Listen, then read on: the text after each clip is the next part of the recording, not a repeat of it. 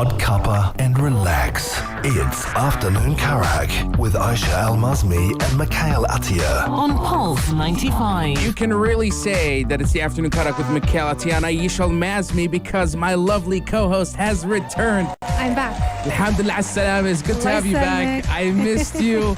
I got to tell you, radio business for 2 weeks feels like forever.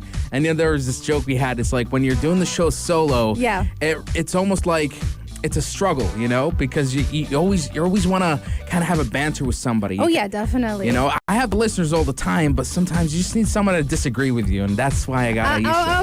Okay. So that's what you're trying to say, that you missed the whole, the dynamic we had where you'd say something and you know for sure that I will, most definitely. I miss the spice. You know, that's what we call it. I get it. I understand. It's great to be back. I nearly forgot how to do this thing, but, you know, it just clicked in at the last minute. I was like, instinct, okay. It's instinct. I'm like, I know where all the, what the hotkeys are. I know this. It's all in my, it's muscle memory, as they call it. And perfect timing because we are nearing the finale of WandaVision, episode 8, and next week we have episode 9, and boy, do we have a lot to talk about. This one had me in tears. I'm not even kidding. Really? There was one quote that kind of stuck with me, and it stuck with every single person who watched the episode. I think I know what you're talking about. Everybody loved that quote. It's actually two of them. You know how, first of all, this is kind of a spoiler, but not a spoiler because, yes, our reviews are not spoiler-free. They're filled with spoilers. But you know how when we watched, and it was Infinity War, and we'd remember Peter Parker when he said, Mr. Stark, I don't feel so good.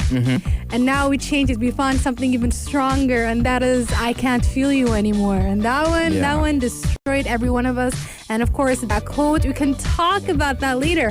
We had a Pokemon Present and a State of Play earlier this week, one on Friday and one on Thursday, and there were a lot of things that were announced. Also, all fans of Avatar rejoice as Nickelodeon has opened up a studio dedicated to expanding the world of Avatar. If you want to join the conversation and geek out with us, don't forget, text us 4215. It's Salatul Do. And also, we have our live stream up on our YouTube channel at Pulse 95 Radio. Let's take a short break, and coming up next, that WandaVision Episode 8 full spoiler discussion right here on the Afternoon Cut.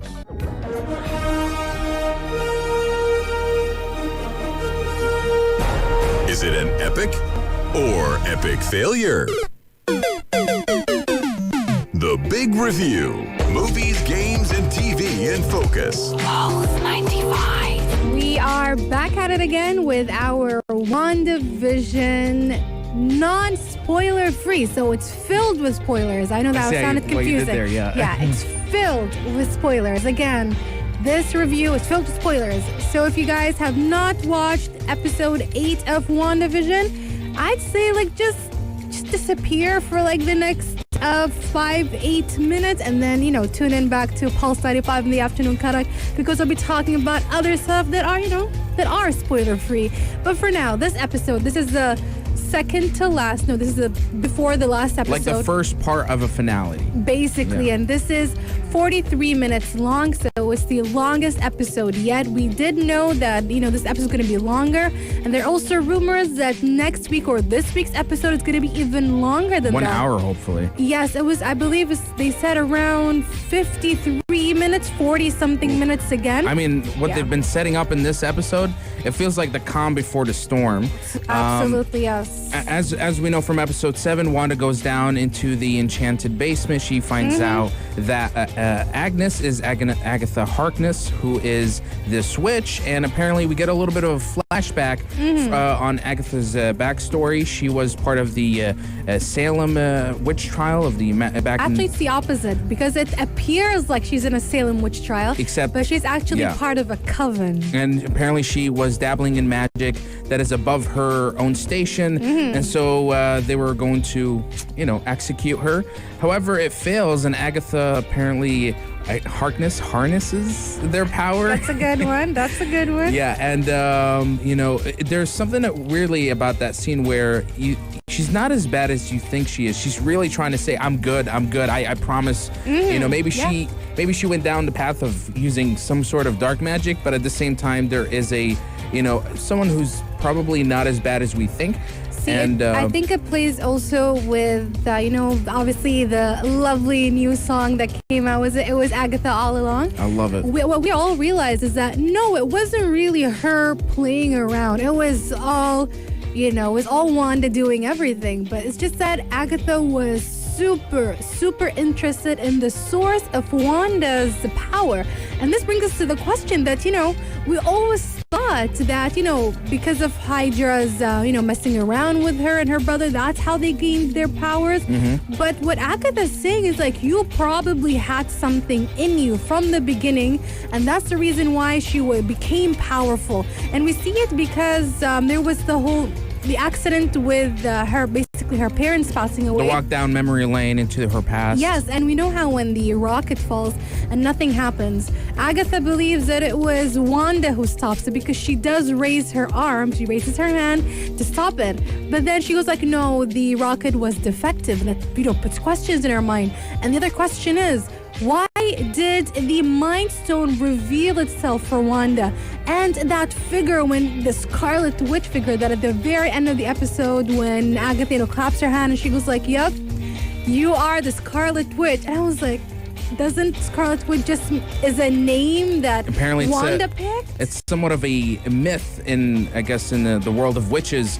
Someone who's born to be able to harness a lot of energy, specifically chaos energy. That is why she's given the name Scarlet Witch. Yes. One thing that I really like about the walk down memory lane is we get to see when she was a kid and her mother opening up the box with all the DVDs, Bewitched, Malcolm in the Middle. We get a really good idea that these were materials, these were shows that Wanda used as an escape, Yes, absolutely. which reflects very well to how we see every episode in a different decade, the whole sitcom. This is sort of her happy place, and it's the reason why we see all of this when she starts having a mental breakdown. And I really like that little subtle, hint to all of it. And that scene, that sentence, never forget it. What is grief if not love persevering? That one just destroyed me.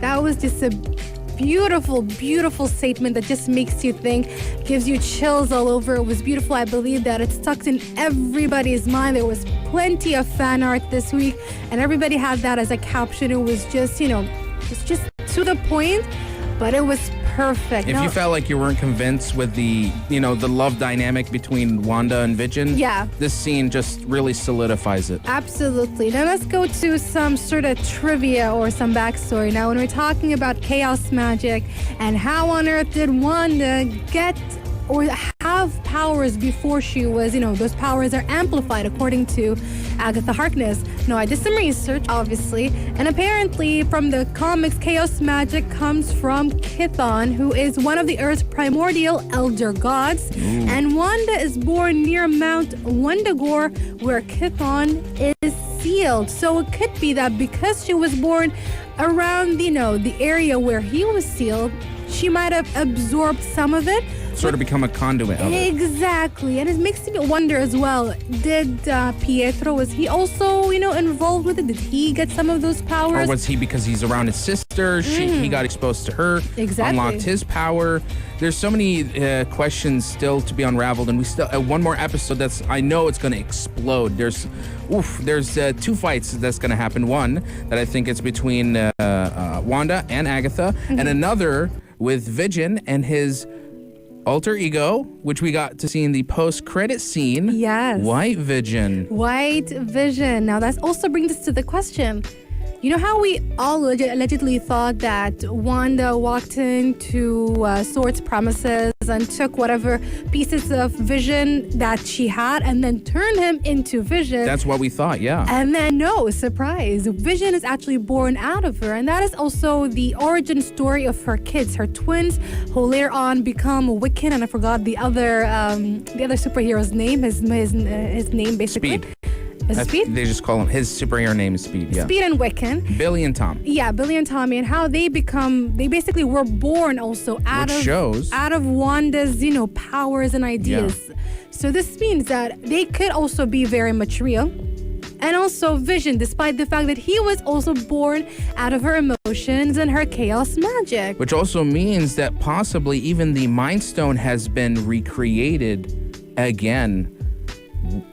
Oh, I mean, Agatha. Lots of crazy I really lots like. of crazy things. I really like this episode because Agatha, especially, is so frustrated with the fact that how is someone who doesn't even have the fundamentals of magics down is doing so much. Like her powers are almost unlimited. Absolutely. Unlimited, and you know, I don't know if she wants to destroy Wanda or actually wants to mentor her, because we know in the comics she is a bit of a mentor to her, but also a bit of a nemesis of some kind. So a lot can happen in this next episode, and I cannot wait. It's gonna be an amazing finale. Oh, yeah. And what about you guys? If you have any theories or your own geeky rants you want to share with us, text us 4215 Intisalat or do. We're going to have to wrap up because otherwise we're going to keep on talking for the next hour. I cannot wait for the finale review, and then eventually we get like 1 week break, and then we get Falcon and the Winter Soldier. We're going to be talking a lot more about all kinds of things, guys. Coming up next, we're going to be talking about Nickelodeon announcing Avatar Studios, and also have the State of Play and Pokemon Present, all coming right up next, right here on the Afternoon Karak. Pulse 95. When the creators of the original Avatar series and executive producers Michael DiMartino and Brian Konietzko exited Netflix's live-action adaptation of Avatar: The Last Airbender, we all were very upset because obviously we're like, yeah, this is not going to go the way we want it, because obviously if the creators believe that it does not warrant their the fact supervision. that their supervision, then they're like, oh, this does not work out for us, and obviously it's going to be a disaster. However, Nickelodeon were like, no, we got you guys, and they created Avatar Studios to further expand the Avatar universe, which is amazing because the Avatar universe is actually incredibly lush and it has a lot of stories. And the moment the series ended, book 1, book 2, and book 3, there were plenty of comics that came out to continue the story, and then we got Legend of Korra a couple of years later. And then even after Legend of Korra ended, there were even more comics to continue the story as well. So even between Korra and Avatar: The Last Airbender, there's a good at least 50, 60 years worth of content. So there is plenty for them to delve into, and that is just great news for all of Avatar, fans across the world, to be honest. I can imagine it is a rare case when a cult classic or popular franchise that ended long ago gets a second chance, a sort of revival, you could say. And it's nice to see that Avatar of all franchises is getting that second chance. Now, the studio that Nickelodeon has opened up is actually called Avatar Studios, and it's dedicated to creating content, not only in terms of series, but also some upcoming animated movies as well. That is super cool, which begs the question, and I want fans of Avatar to join in, Texas 4215 Intisalat or do. What character or what sort of story arc would you like to be explored in some sort of way? A personal favorite, or I was having this weird idea. I know I'm not a fan. Maybe the laws of nature and Avatar is different, but I was thinking, what if there was a new series that explored a rising new element, one that is different from air, earth, and fire? Maybe Aisha's like, no. Actually, that does not work, Mikhail. Okay, yeah, I figured. I'm just saying, The thing is, okay, because in Legend of Korra, they actually have a couple of episodes that goes all the way back to how humans actually started using the elements. They were actually given to them, and how they basically became masters of these elements, and also the story of the first Avatar ever, Avatar 1, and his story.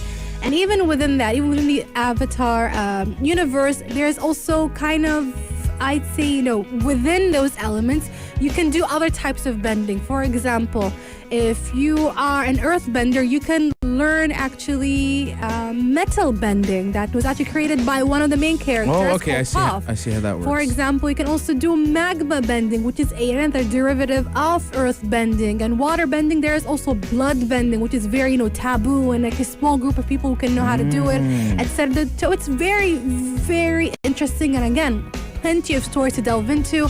One story, obviously, I want to watch is obviously the continuation of what happens to the gang, because it was all spoken about in the comics, because there's so many things that happen. Everything between Legend of Korra and The Last Airbender. Yes, but I want the immediate thing, because suddenly those group of people who, who are kids, who are now very much involved in bringing all these nations together. Huge time skip. It's a huge time skip, and that was all in the comics. I'm not saying the comics are not great material for stories. They're beautiful material for stories or continuing stories. However, I want to also see it animated. I also want to know what happens to Azula. I know that that's also continued in the comics, but I want to see her going insane. I want to see that more of it, because that's what happens again in the last episode of Avatar, and also within the comics, that her just going completely unhinged, and the whole redemption arc, kind of a redemption arc that happens, and also Zuko finding more about his life story, his mom's story, what is going on with that, and his own redemption arc, because he is from the Fire Nation. The Fire Nation were the bad guys, so he has to make amends on behalf of like a whole century of oppression from a whole nation. That's all kinds of stories. Again, the potential is endless. Exactly, and it's all coming out also on Paramount Plus, which is Nickelodeon's upcoming streaming service. So this is just super smart of them to announce all of this. We're going to be taking a short break, then move on to the state of play that happened sometime later last week. Going to be talking all about that and the announcements coming up next. This is Pulse 95. Last Thursday, Sony just showcased their state of play digital showcase. You could say something similar to Nintendo Direct. I know Aisha has a few opinions about that, and I was excited. I'm like, okay, PlayStation State of Play. What do they got to show so quick? Because I'm thinking the next time we're gonna get another big showcase would be until E3, which is 3 months from now. Yeah. So this was a bit of an early tease, and I gotta say it was a bit underwhelming. A lot of it was rehash of certain games we already know will obviously get a remaster of some kind, or getting some sort of expansion. Yeah. But let's get into the list. First one is Final Fantasy Remake, the Intergrade, which is a mix of an expansion, but also sort of like a prequel to the sequel, or part 2 of Final Fantasy VII. It's not the part 2, actually. It's sort of like a... It's not. It's basically they're like,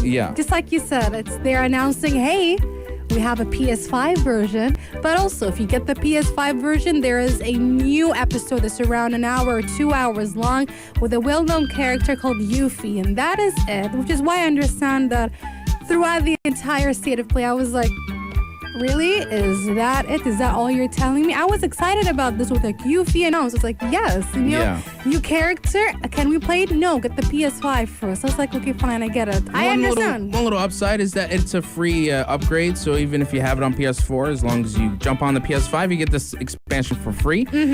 One game that they have sort of given more gameplay footage of is Returnal. It's a psychological horror game. I know I definitely want to play this when it comes out on the PS5. Yeah.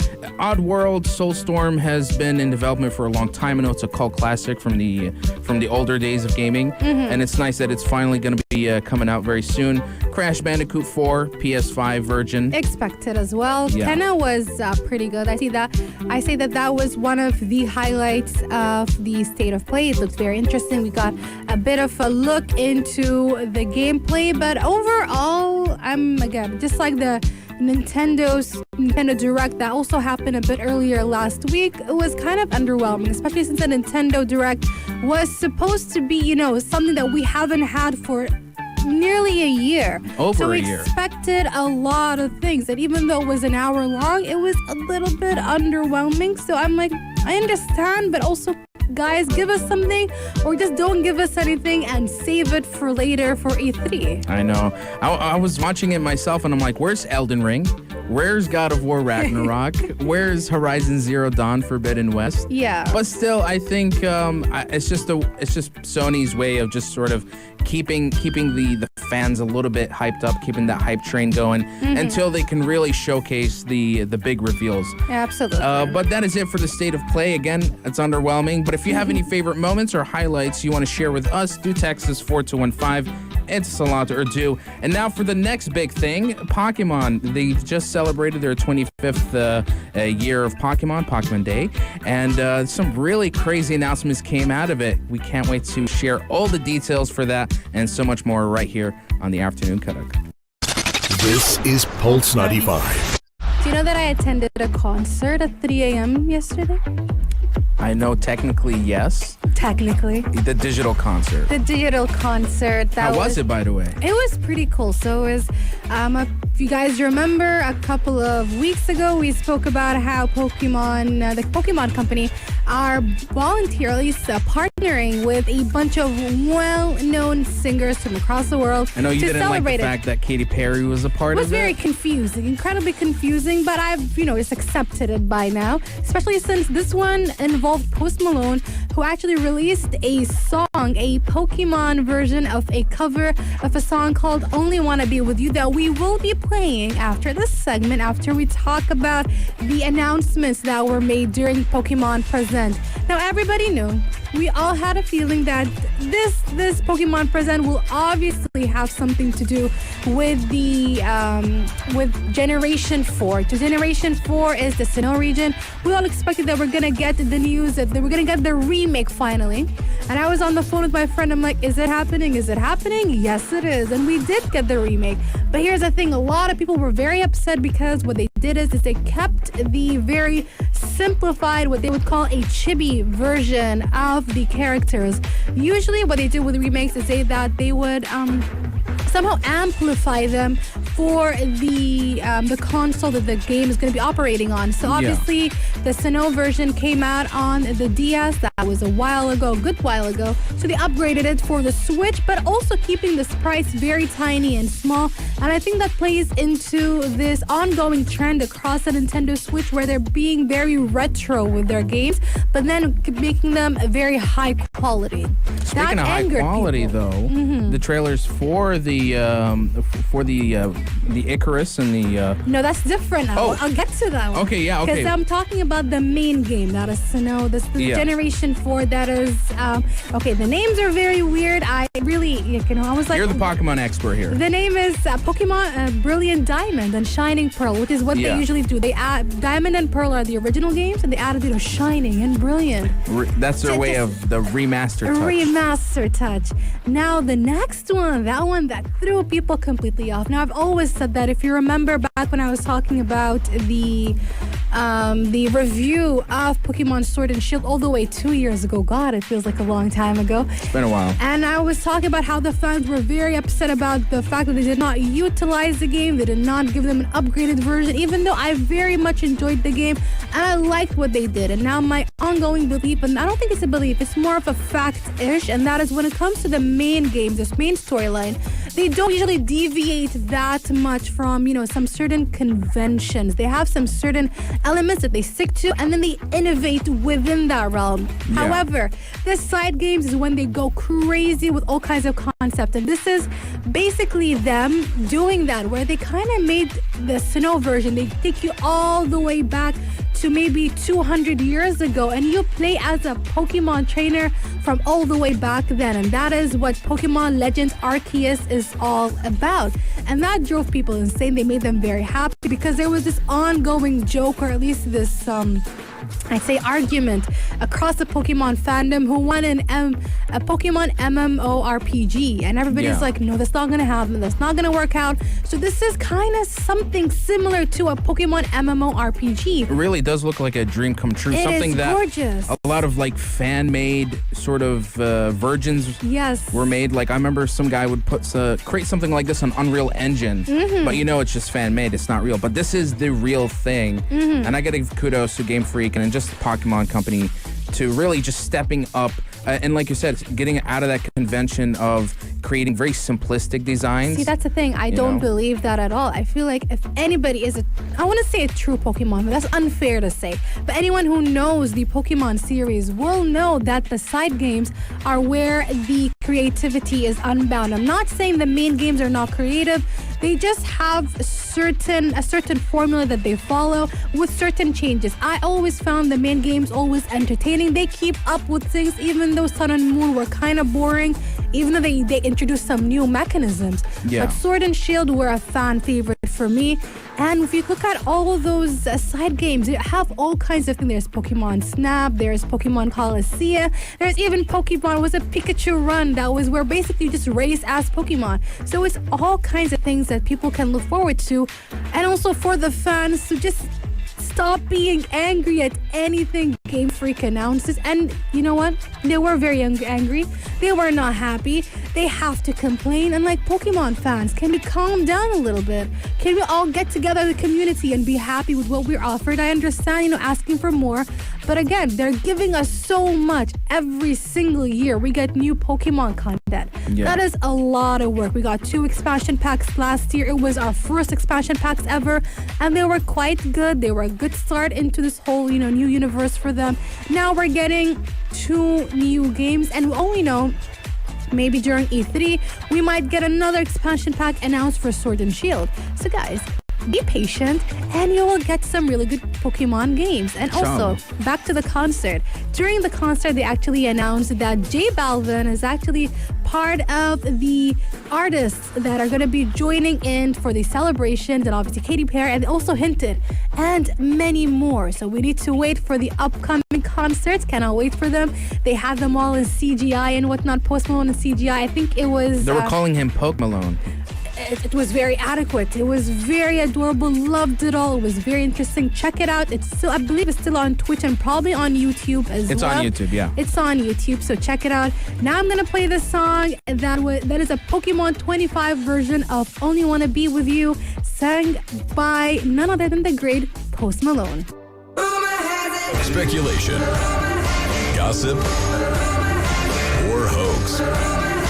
Rumor has it. We have 2 Marvel rumors. We love our Marvel rumors. Now, this one goes back to something we kind of spoke about. Now, this rumor is kind of a revisited rumor, and it says that Chris Evans is rumored to return as Human Torch in Doctor Strange 2. Viable or crazy? Maybe. Maybe. I mean, listen, if the first hint to any of this absurdity, you have to go back to Pietro. They brought an X-Men Pietro into the show, even though he's fake Pietro. Yeah. Pietro. I think they could do something like that. There was even talks of Jessica Alba's Invisible Woman coming in as well. And of course, Doctor Strange 2 is going to dabble with a whole lot of multiverse. So I think there will be something like this, but I wouldn't say it's going to leave a great impact. It will just be like a quick thing. It'll be like a momentary cameo of some kind, and then that's it. It won't affect the canon. It's just a bit of a fan service. For me, I believe I'm more leaning towards another version of Captain America, maybe. That would be and a good nod to Chris Evans' role as well. But I feel like just like you, I feel like it's a 50-50. It could happen. It might not happen. But the other Marvel rumor that, is actually very exciting, and that says that Spider-Man 3 is reportedly featuring the biggest set of any MCU movie, and that is my God, what is happening over there? I think it has to do with all the rumored reports of, the Andrew Garfield, the Sinister Six, and even Daniel Richman, our gossip man in Hollywood. He's back. He claims that it's gonna have tons of exterior location shooting. So there's going to be all sorts of production in different places that are all going to help with just the amazing so-called amazing action sequences that are going to take place in this movie. It's going to be a crazy film, that's for sure. Absolutely. I feel like the Multiverse of Madness and Spider-Man 3 are going to be insane, especially since Tom Holland himself says that the action scenes were the best scenes he ever did, and they're crazy according to him. And he's been lying and telling people that he doesn't know much about Andrew Garfield, nor does he know anything about anything. But we know that he's lying. He probably is lying. But yeah, super excited for all of this. Cannot wait for it. I will keep you guys updated with anything we come across. But I feel the second rumor is a much more real thing than the second one. We're 50-50. Wishful thinking. Wishful thinking. We're going to be taking a short break and moving on to another superhero that's getting a reboot, a remake. We're not really sure, and that is Superman. So stay tuned for that. You're listening to Pulse 95. Last week, I was talking about the historic moment when the director of the upcoming Flash movie has just casted Sasha Calle as the first ever Latin American actress to play Supergirl in the upcoming Flash movie. And just right now, actually yesterday, we got reports from J.J. Abrams, who is working on the Justice League Dark series on HBO, as well as the John Constantine reboot. Yeah. And it seems he's also going to be dabbling in another reboot, but on a scale that seems a little bit larger than we anticipated, and that is the reboot of Superman. So here's That's the big. thing. Here's the thing. Now, there are two rumors, okay? One of them says that Henry Cavill is looking into it. He might be interested in reprising his role. So this means that maybe it's a reboot of Superman, like a different Superman. Again, so maybe it's part of the whole different universes, multiverses. So there's a different version of Superman, but he looks exactly the same. We don't know. However, there are more sources that claim that he might be African American. So it might be an African American version of Superman. So which Superman are we getting? What is happening within that realm? We really don't know. Is it even canon? Is Flash going to do some multiverse stuff where like all the actors of the DCEU are going to be replaced in that way, and then the HBO series goes from there?